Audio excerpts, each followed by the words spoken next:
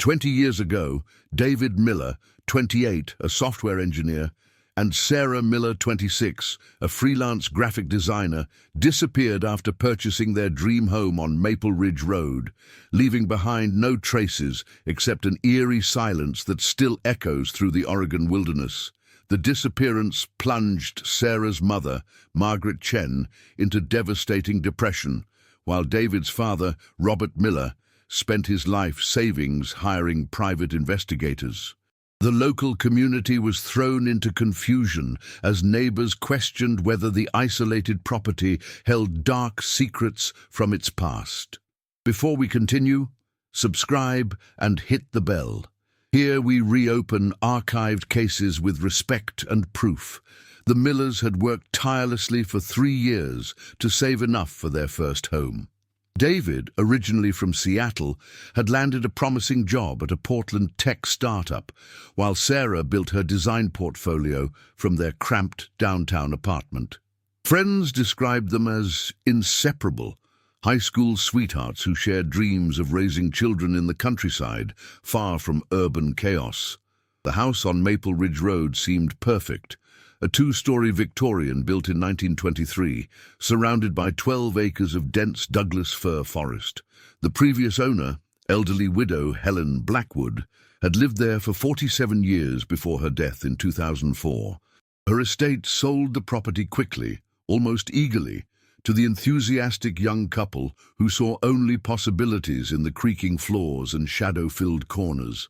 Sarah's best friend, Jennifer Walsh, remembered their excitement during the final walkthrough. Sarah kept saying how peaceful it felt, how they could finally breathe. Jennifer recalled years later, tears still fresh in her eyes. She talked about planting a garden, maybe getting chickens. David was already planning his home office in the attic. They were so happy, so full of life. The closing took place on October 12, 2005. A crisp autumn morning, when golden leaves danced across the property. David signed the papers with steady hands while Sarah photographed every room, already envisioning their future. The realtor, Michael Torres, noted how the couple seemed perfectly suited for country living, calm, prepared, genuinely in love with the solitude that intimidated other potential buyers. Moving day came 6 days later. Friends helped load their modest belongings into a rented truck. Sarah's art supplies, David's computer equipment, boxes of books, and wedding gifts they'd never properly unpacked from their small apartment. The last person to see them was delivery driver Carlos Martinez, who brought their new washer and dryer on October 19th. He found them arranging furniture, laughing as they debated where to place Sarah's grandmother's antique mirror. That evening, Sarah called her mother as promised, describing their first dinner in the house, homemade pasta with wine they'd been saving for the occasion. Her voice carried joy and exhaustion from the long, moving day. "I can see stars here, Mum," Sarah whispered. "So many stars. David's already talking about buying a telescope." It was the last time Margaret would hear her daughter's voice. 24 hours later, silence fell over Maple Ridge Road like a suffocating blanket. The house stood empty, its windows dark, its secrets buried deeper than the Oregon soil that surrounded it. The alarm bells didn't ring immediately because David and Sarah had specifically moved to the isolated property to disconnect from the world's constant demands. Their friends and family respected the newlyweds' desire for privacy during their first week in their new home, assuming the couple was simply enjoying their rustic retreat without phone service or internet connectivity. It was David's absence from work on Monday, October 24th, that first raised concerns. David had never missed a day without notice in his 18 months at TechFlow Solutions. His supervisor, Amanda Richards, called repeatedly, leaving increasingly worried voicemails. When Tuesday passed with the same silence, Amanda contacted the police, insisting that David Miller was the most reliable employee she'd ever managed. Sheriff's Deputy Tom Bradley drove to Maple Ridge Road that grey Tuesday afternoon, expecting to find a young couple who'd lost track of time in their honeymoon phase. Instead, he discovered something that would haunt him for the next 2 decades: a house frozen in time. As if David and Sarah had simply evaporated mid-conversation. The front door stood unlocked. Inside, Bradley found dinner plates on the kitchen table containing dried remnants of what appeared to be spaghetti marinara. 2 wine glasses sat half empty beside them, the burgundy liquid now stale and coating the crystal like dried blood. Sarah's purse rested on the counter, wallet intact with credit cards and $43 in cash. David's keys hung on a hook by the entrance, his work laptop open on the living room coffee table, still logged into his email. Moving boxes remained scattered throughout the house, some opened and half unpacked, others sealed with tape that hadn't been disturbed. Sarah's art supplies were organized neatly in what would have been her studio, brushes cleaned and ready for her first painting in their new home. David's clothes hung in the master bedroom closet, while Sarah's suitcase lay open on the bed, contents folded with the precision of someone planning to unpack methodically. The scene suggested normalcy interrupted, not violence or struggle. No overturned furniture, no broken glass, no signs of forced entry or confrontation. The house simply felt empty, hollow, as if David and Sarah had been called away by some invisible force that left no footprints. Deputy Bradley called for backup and the crime scene unit, though he couldn't identify exactly what crime had occurred. Detective Maria Santos arrived within an hour, her experienced eyes scanning every detail with growing unease. She'd investigated hundreds of missing persons cases, but this felt different, too clean, too undisturbed, too impossible. People don't just vanish, Detective Santos told herself as she photographed the dinner table. But as afternoon turned to evening and the search expanded to the surrounding forest, that certainty began to crumble. Tracking dogs picked up David and Sarah's scent throughout the house and yard, but lost it completely at the tree line, as if the couple had simply stopped existing the moment they stepped into the woods. By nightfall, 20 volunteers joined law enforcement in combing the dense forest. Flashlights swept through Douglas firs and Oregon grape, calling out names that echoed back unanswered. The search continued for 6 days, expanding to cover nearly 50 square miles of wilderness. But David and Sarah Miller had vanished as completely as morning mist in the Oregon sun. As the initial search efforts yielded nothing but frustration, Detective Maria Santos began digging deeper into the history of the Maple Ridge property, uncovering a pattern that sent chills through the investigation team. The Victorian house, built in 1923 by lumber baron Harrison Blackwood, had witnessed more than its share of mysterious disappearances over the decades. Harrison Blackwood himself had vanished in 1941 during a winter storm, leaving behind his pregnant wife Helena and a successful logging operation. His body was never found, though local rumors suggested he'd fallen into debt with dangerous men from Portland's underground gambling scene. Helena remained in the house, raising their daughter Helen alone, rarely venturing into town and becoming increasingly reclusive as the years passed. Helen Blackwood, the woman who'd sold the property to David and Sarah, had lost her own husband under strange circumstances in 1978. Thomas Blackwood, Helena's son-in-law, disappeared while checking fence lines on the property's northern boundary. Search parties found his truck parked near the ravine, keys in the ignition, but no trace of Thomas himself. Helen lived as a widow for the next 26 years. Never remarrying, seldom leaving the property that seemed to devour the men in her family. County records revealed that Helen had tried to sell the house multiple times over the past decade before her death. 3 different families had made offers, but each had withdrawn after spending a single night in the house during their inspection periods. The Harrison family from Portland reported overwhelming feelings of dread and voices in the walls. The Martinez couple claimed they witnessed shadow figures moving through rooms that should have been empty. The Thompson family's teenage daughter suffered what they described as a complete nervous breakdown after one evening in the house. Detective Santos interviewed Michael Torres, the realtor who'd handled the sale to David and Sarah. Torres admitted he'd been eager to close the deal quickly, perhaps too eager. The house had a reputation, he confessed during the interview, sweat beading on his forehead despite the cool October weather. But the Millers seemed different, rational, grounded. I thought their love for each other would overcome whatever atmosphere the place carried. The investigation took a darker turn when Santos discovered Helen Blackwood's personal journals, found in a trunk in the house's basement. Helen had meticulously documented strange occurrences over nearly 5 decades, unexplained sounds in the attic, doors that opened themselves, cold spots that appeared without cause.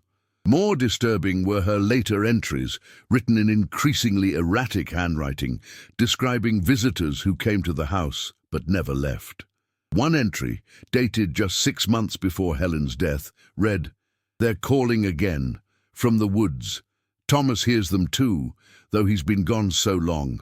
The house remembers everyone who enters. It collects them like pressed flowers, beautiful and preserved forever." Sarah's mother, Margaret Chen, refused to believe supernatural explanations. "My daughter was practical, logical," she insisted during interviews. She would never fall for ghost stories or local superstitions. Something real happened to them, something human and explainable. Margaret had already hired private investigator Jack Morrison, a former Portland police detective with 30 years of experience finding missing persons. Morrison's preliminary report raised more questions than answers. He'd traced David and Sarah's movements meticulously up to their disappearance, but found no evidence of foul play, no suspicious characters in their past, no debts or enemies who might wish them harm. They were remarkably normal, Morrison concluded, which makes their disappearance remarkably abnormal. As Halloween approached, exactly 1 week after David and Sarah vanished, Detective Santos stood in their abandoned kitchen, studying the dinner table that remained exactly as Deputy Bradley had found it. The forensics team had processed every surface, every fiber, every microscopic detail. They'd found the couple's fingerprints, their DNA, evidence of their presence, but no clues about their absence. The house kept its secrets buried deep, like bodies in the Oregon soil that refused to give up their dead. Margaret Chen's world collapsed the moment Detective Santos called with news that her daughter remained missing after 2 weeks of intensive searching. The woman who'd raised Sarah as a single mother after her husband's death in a construction accident found herself facing another devastating loss, this one even more cruel because hope remained like a knife twisted in an open wound. Margaret's days became a blur of phone calls to police departments, private investigators, and psychics who claimed they could locate missing persons through supernatural means. She mortgaged her Portland home to hire additional search teams, convinced that more people, more dogs, more technology could uncover what law enforcement had missed. Her grief transformed into obsession. She created missing person flyers, maintained a Facebook group that grew to thousands of members, and spent weekends driving through Oregon's backroads, searching for any trace of her daughter. "I know Sarah's alive somewhere," Margaret repeated, like a mantra during her countless interviews with local news stations. "A mother knows. I would feel it if she was gone forever. David and Sarah are out there, and I won't stop looking until I bring them home." Her unwavering faith inspired some community members while worrying others who watched her waste away from sleepless nights and endless hope. David's father, Robert Miller, chose a different path through his anguish. The retired Boeing engineer approached his son's disappearance like a complex technical problem, requiring methodical analysis. He created detailed spreadsheets, tracking every lead, every interview, every piece of evidence. His garage in Seattle transformed into a command center with maps, photographs, timelines, and theories connected by red string like a detective show conspiracy board. Robert's relationship with his surviving son Michael deteriorated as his obsession grew. Family dinners became interrogation sessions where Robert questioned Michael about childhood memories, searching for clues about David's personality that might explain his disappearance. Dad became someone we didn't recognize, Michael later told investigators. He loved David so much that losing him consumed everything else, including his relationship with the family members who were still here. The Miller and Chen families, united by tragedy, began meeting weekly to coordinate search efforts and share information. These gatherings, held in Margaret's living room surrounded by missing person posters, became exercises in mutual heartbreak. Both families blamed themselves for not insisting David and Sarah reconsider buying such an isolated property. Both families second-guessed every conversation they'd had with the couple in their final weeks. Sarah's best friend, Jennifer Walsh, experienced survivor's guilt that led to panic attacks and insomnia. She replayed their last conversation obsessively, analyzing Sarah's tone for signs of distress she might have missed. "I should have visited them that first week," Jennifer sobbed during therapy sessions. "Sarah invited me for dinner on Saturday. If I'd gone, maybe they'd still be here. Maybe I could have prevented whatever happened." The disappearance's impact rippled through Portland's tight-knit tech community where David had worked. TechFlow Solutions established a reward fund that eventually reached $50,000, while David's colleagues organized weekend search parties that continued for months. His supervisor, Amanda Richards, kept David's desk exactly as he'd left it, his coffee mug still stained, his project notes still scattered across his workspace like he might return any moment. Detective Santos watched these fractured lives with professional sympathy and personal frustration. She'd seen how missing persons cases destroyed families differently than confirmed deaths. Grief with no closure, love with nowhere to go, anger with no target except cruel fate. The detective knew that without answers, these families would remain suspended in limbo forever, unable to mourn properly or move forward completely. Christmas 2005 arrived like a mockery of hope. Margaret Chen set places at her table for David and Sarah, their gifts wrapped and waiting under a tree that felt more like a memorial than a celebration. Robert Miller spent the holiday creating new theories about his son's disappearance, convinced that holiday timing held significance he hadn't yet decoded.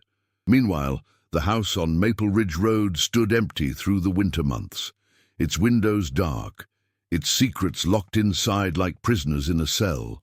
Snow covered the property where searchers' footprints had disturbed the soil, erasing evidence of the massive effort to find two people who'd simply stepped out of existence.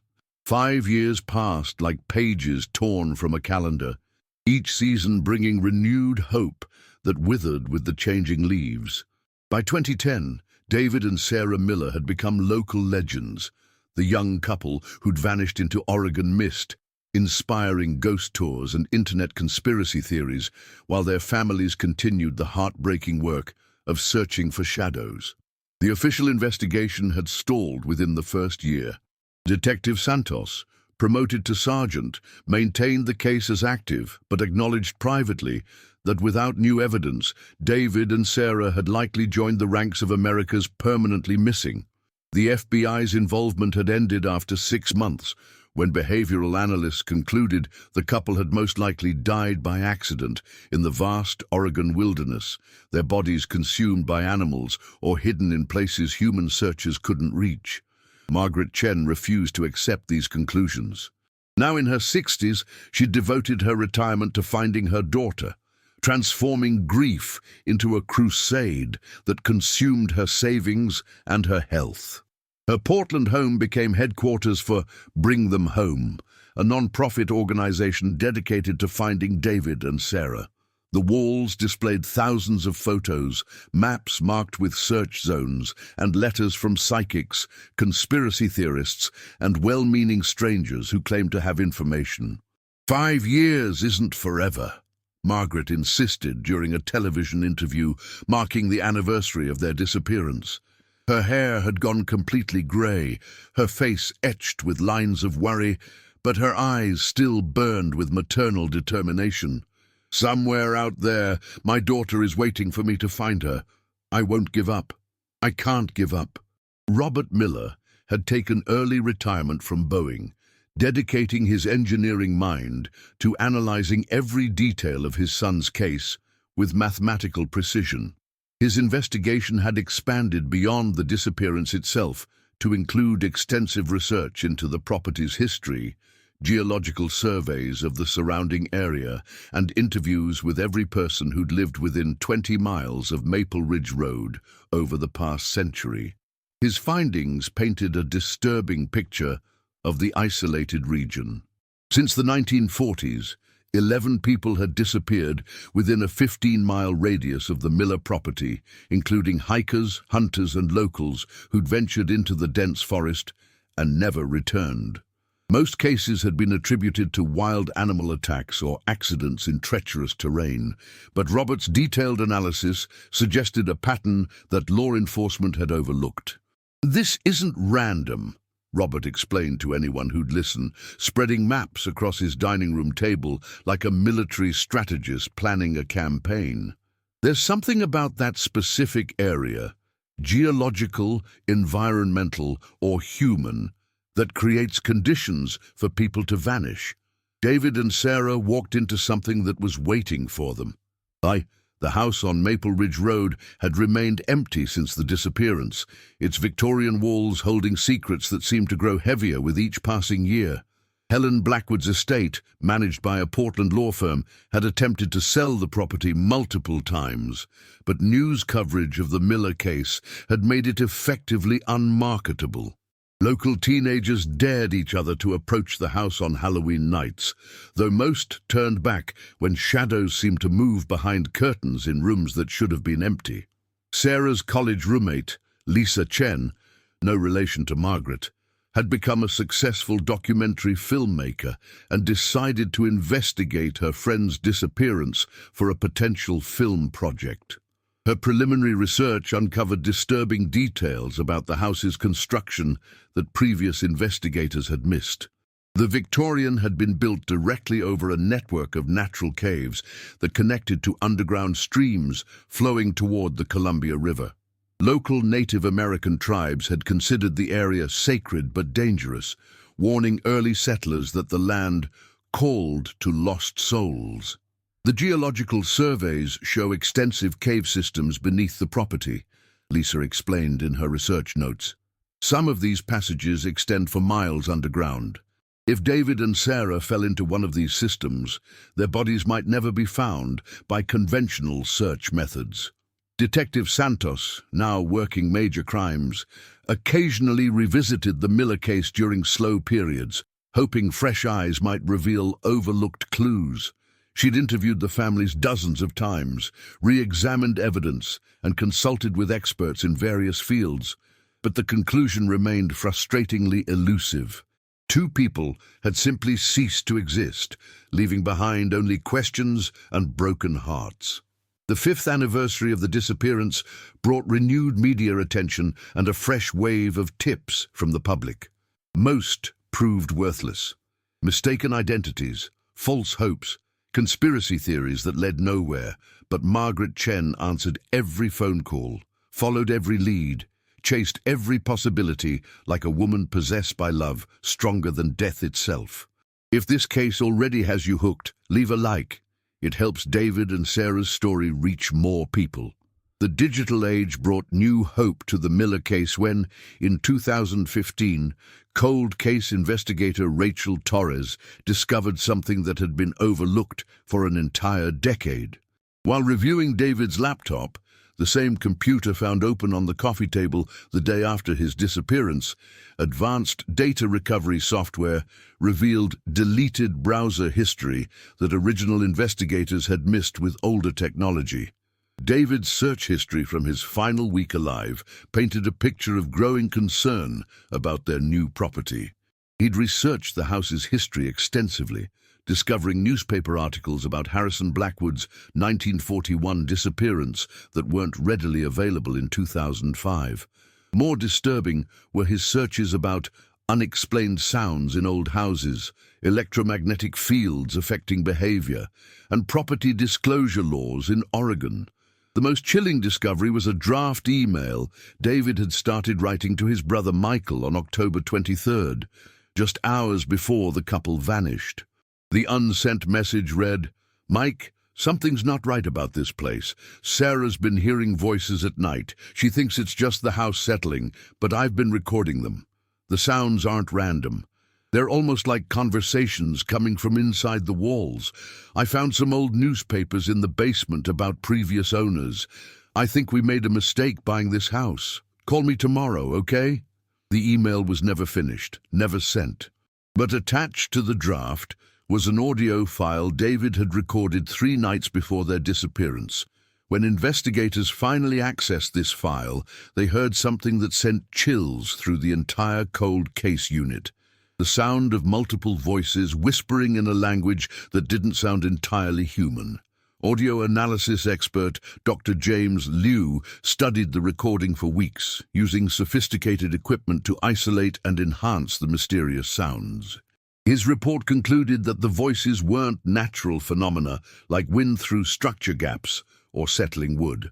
Instead, the audio contained distinct phonetic patterns suggesting multiple speakers engaged in conversation, though the words remained indecipherable even after digital enhancement. The frequency patterns are consistent with human vocal cords, Dr. Liu explained in his report. But the harmonic structures suggest the sounds were produced from unusual resonance chambers, either artificially created or naturally occurring in ways that standard architecture wouldn't support. Margaret Chen seized on this new evidence as proof her daughter and son-in-law had encountered something dangerous in their final days. She hired a team of paranormal investigators who spent 3 nights in the house with advanced recording equipment, documenting dozens of unexplained phenomena, temperature fluctuations of up to 30 degrees within minutes, electromagnetic field spikes that occurred in patterns rather than randomly, and audio recordings that captured the same mysterious voices David had documented. But Robert Miller, the engineer, demanded scientific explanations. He consulted with structural engineers, acoustics experts, and geological surveyors who examined the house and surrounding property for natural causes of unusual sounds. Their findings were both illuminating and disturbing. The Victorian house had been built directly over a complex network of limestone caves that created natural acoustic chambers capable of amplifying and distorting sounds from miles away. "The cave system functions like a massive underground organ," explained geologist Dr. Sandra Park. "Wind patterns, water flow, and temperature changes could create sounds that seem to originate inside the house when they're actually generated deep underground. But the complexity of what David recorded suggests something more than random natural phenomena." Detective Santos, now Lieutenant Santos, reopened the official investigation based on this new evidence. Her team included specialists in cave rescue, underground search and recovery, and advanced geological surveying. For the first time in 10 years, the focus shifted from surface searches to exploring the extensive cave system beneath the Miller property. The cave exploration revealed disturbing discoveries. 3 separate chambers contained personal items from various time periods. A 1940s-era pocket watch engraved with Harrison Blackwood's initials, a 1978 wallet belonging to Thomas Blackwood, and dozens of other objects suggesting people had accessed these underground spaces over many decades. Most unsettling was a chamber nearly a quarter-mile from the house entrance, where searchers found evidence of recent human presence. Modern camping equipment, water bottles, and food containers that appeared to be from 2005. Carbon dating on organic materials found in the caves suggested human activity spanning centuries, with some artifacts appearing to be Native American in origin. Local tribal historians confirmed that the area had been used for vision quests and spiritual ceremonies, but warned that certain caves were considered dangerous, places where people might encounter things that weren't meant to walk among the living. Sarah's childhood diary, retrieved from her mother's attic, revealed that she'd been experiencing vivid dreams about underground chambers since age 12. Her adolescent writings described recurring nightmares about being trapped in dark tunnels, where voices called her name. Margaret had dismissed these dreams as childhood imagination, but now they seemed prophetic. As investigators prepared for more extensive cave exploration, they discovered something that changed everything: fresh scratches on cave walls that spelled out "Help us" in letters too precise to be natural formations, too recent to be ancient artifacts. The discovery of the "Help us" message, carved into cave walls, prompted the largest search operation in Oregon state history. Lieutenant Santos coordinated efforts between county sheriff's departments, state police, FBI specialists, and cave rescue teams from across the Pacific Northwest. If David and Sarah Miller were somehow still alive after 10 years underground, time had become their most dangerous enemy. The cave system beneath the Miller property proved more extensive than anyone had imagined. Ground-penetrating radar revealed passages extending over 12 miles in multiple directions, with chambers large enough to hold entire buildings and connections to underground rivers that eventually flowed into the Columbia. Some passages dropped hundreds of feet straight down, while others branched into networks so complex that experienced cavers required GPS units to avoid becoming lost themselves.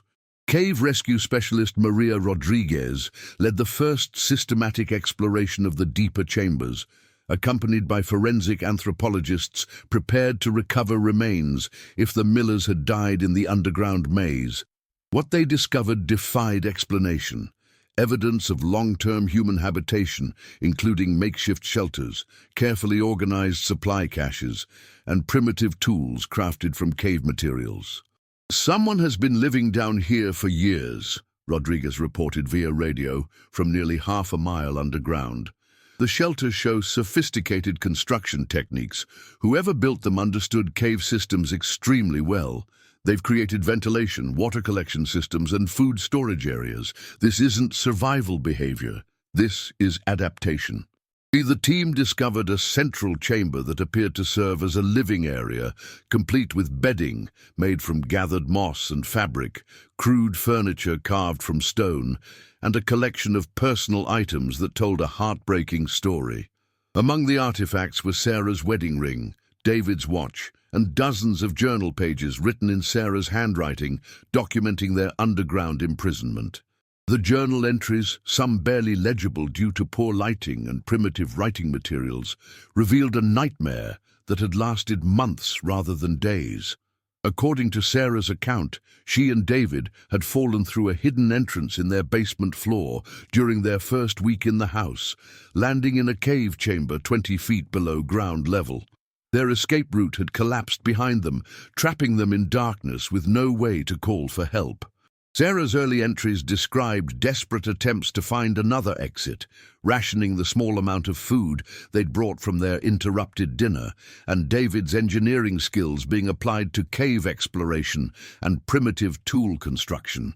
Her handwriting remained steady and rational during the first weeks, but later entries showed increasing deterioration as starvation, cold, and psychological pressure took their toll. "David thinks he's found a way out through the water passages," Sarah had written in what appeared to be her final entry. "He's been swimming underwater, exploring tunnels that might lead to the surface. I'm too weak to follow him now. If something happens to him, I'll be alone down here forever. I keep hearing voices, other people who fell into this place before us. Maybe I'm going crazy. Maybe that's a blessing." The journal ended abruptly. Cave explorers found no trace of David or Sarah's remains in the chamber, suggesting they had either escaped through unknown passages or died in areas that hadn't yet been discovered.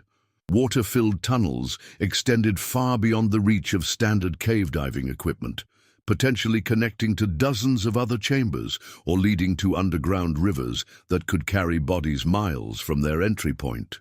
Margaret Chen, now 71 years old, insisted on visiting the underground chamber where her daughter had written her final words. Against the advice of medical professionals and safety experts, she descended into the caves with rescue personnel, touching the crude furniture David had built and holding the journal pages that contained Sarah's last thoughts. "She was so strong," Margaret whispered in the flickering LED light, her voice echoing off cave walls that had witnessed untold suffering. Even down here, alone and afraid, she kept writing. She documented everything because she hoped someone would find it someday. She never gave up hope that we'd come looking for her. Robert Miller's reaction was more analytical, but equally heartbreaking. He studied Sarah's descriptions of David's engineering efforts, recognizing his son's methodical problem-solving approach even in desperate circumstances. David had apparently mapped significant portions of the cave system, created tools for exploration, and calculated water flow patterns in his attempts to find escape routes. "My son died trying to save them both," Robert concluded after reviewing all available evidence. He was an engineer to the end, analyzing, planning, never accepting defeat. But some problems can't be solved with intelligence and determination alone. The cave exploration continued for 6 months, with teams eventually mapping over 40 miles of interconnected passages. They discovered evidence of other missing persons, clothing, jewelry, and personal items dating back decades, confirming Robert Miller's theory that the area had been claiming lives for generations. But despite advanced technology and exhaustive searching, David and Sarah's remains were never found. 18 years after David and Sarah Miller vanished into the Oregon wilderness, advances in underwater cave exploration technology finally provided the answers their families had desperately sought. In 2023, specialized diving robots capable of navigating flooded cave systems discovered a chamber 3 miles from the Miller property that contained the final chapter of their tragic story. The underwater chamber, accessible only through a series of completely flooded passages, had preserved evidence in the cold, oxygen-poor environment like an underground time capsule. Remote cameras revealed 2 sets of human remains positioned near each other, along with artifacts that definitively identified them as David and Sarah Miller. David's body was found near what appeared to be crude diving equipment he'd constructed from materials scavenged in the caves: plastic bottles, torn fabric, and metal pieces fashioned into primitive breathing apparatus. His position suggested he'd died while attempting to navigate the water-filled passages that might have led to freedom. Sarah's remains were discovered holding a final message carved into a piece of limestone. "We tried. We loved. Remember us." DNA analysis confirmed the identities that their families had both hoped for and dreaded learning. After nearly 2 decades of uncertainty, Margaret Chen and Robert Miller finally had answers, and closure that came wrapped in unbearable sadness. The autopsy results, handled with extreme sensitivity given the family's long ordeal, revealed that David and Sarah had survived underground for approximately 6 months before succumbing to hypothermia and malnutrition. Their bodies showed no signs of violence or trauma beyond the effects of their underground imprisonment. They had died together, facing their fate with the same love and determination that had characterized their brief marriage. "They never stopped trying to get home to us," Margaret said during a press conference announcing the discovery. Now 79 years old, she appeared frail but peaceful for the first time in 18 years. Sarah and David fought for their lives until the very end. They didn't give up, and neither did we. Now they can finally rest. The discovery prompted a comprehensive investigation into the safety hazards posed by the Miller property and similar areas throughout Oregon. Geological surveys revealed that hundreds of homes in the region had been built over unstable ground, containing hidden cave entrances that posed ongoing risks to residents. The Miller case became a catalyst for new building codes and mandatory geological assessments for construction on rural properties.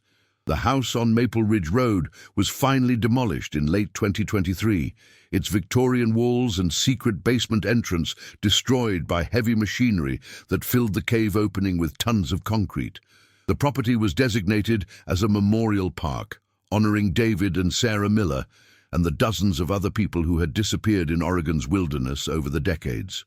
Lieutenant Santos, now retired, but still haunted by the case that had defined her career, attended the memorial service held at the sealed cave site. "David and Sarah taught us that love persists, even in darkness," she said during her eulogy. "Their families never stopped believing, never stopped searching, never stopped hoping. That kind of faith changes everyone it touches."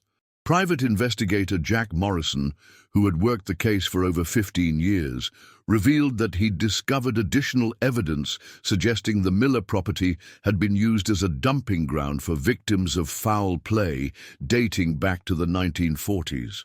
While David and Sarah's deaths appeared to be tragic accidents, other remains found in the cave system showed signs of violence that indicated the area had attracted predators who used the natural underground chambers to dispose of evidence.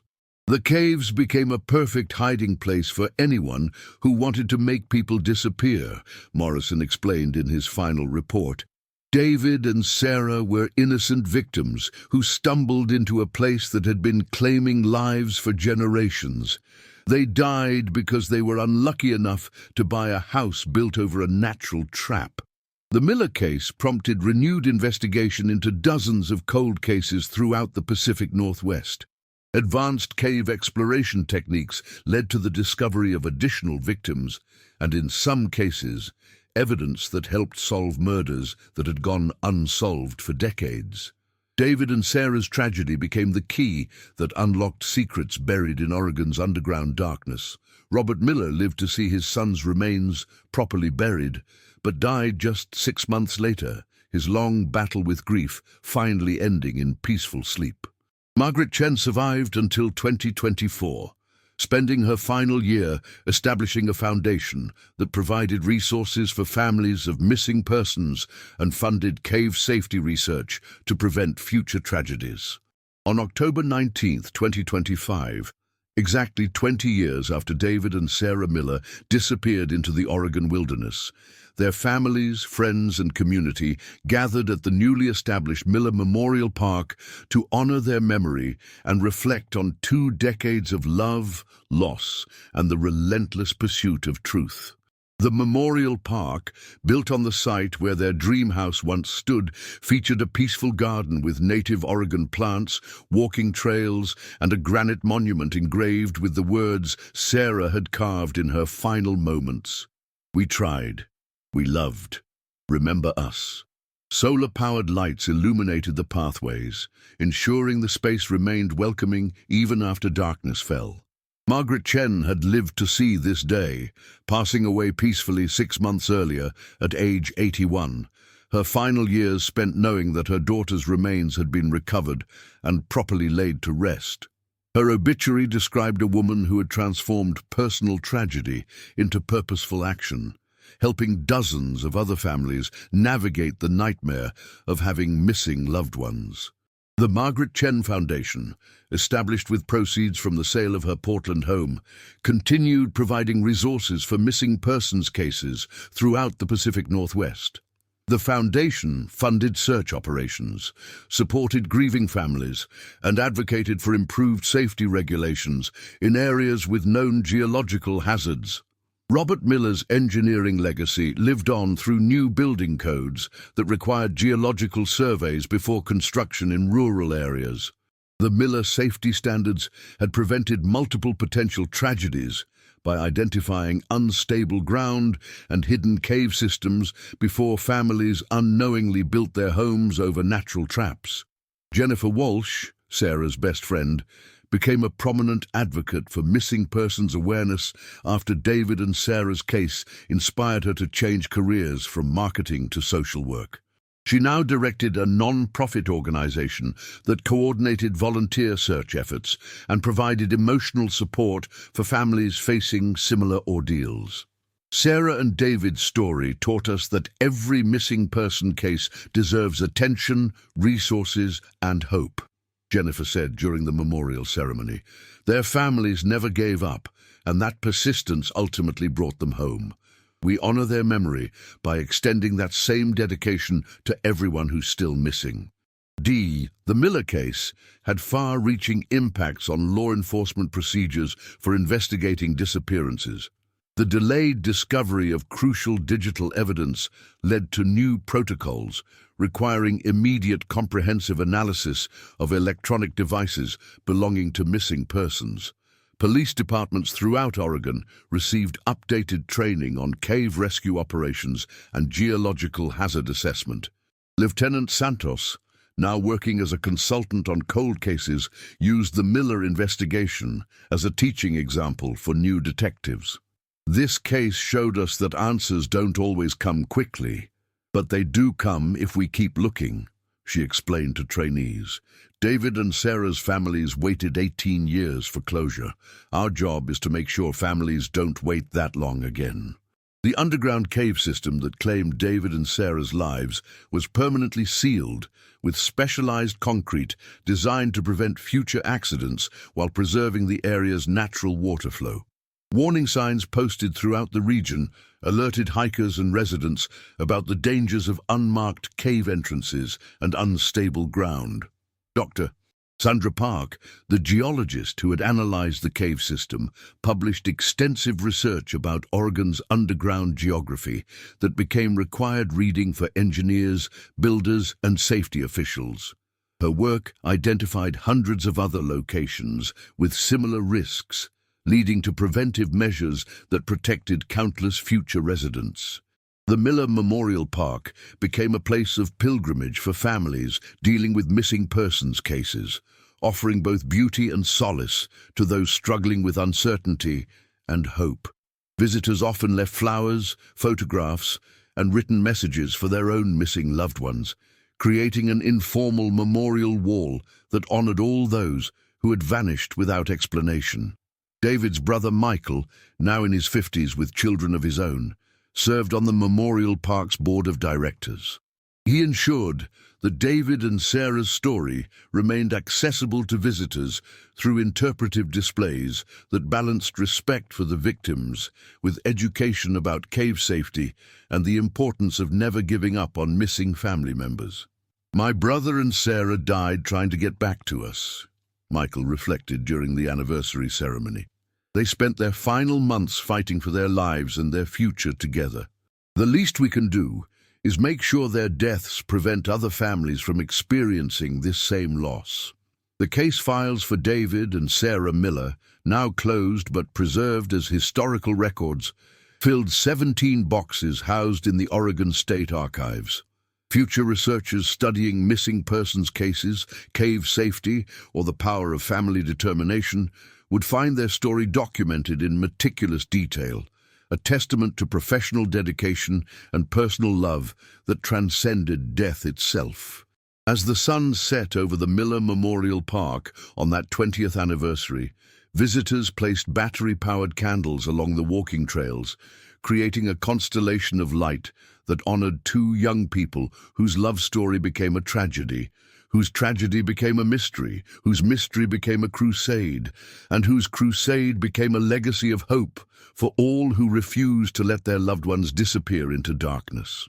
Subscribe to our channel to explore more archived and disturbing cases across America.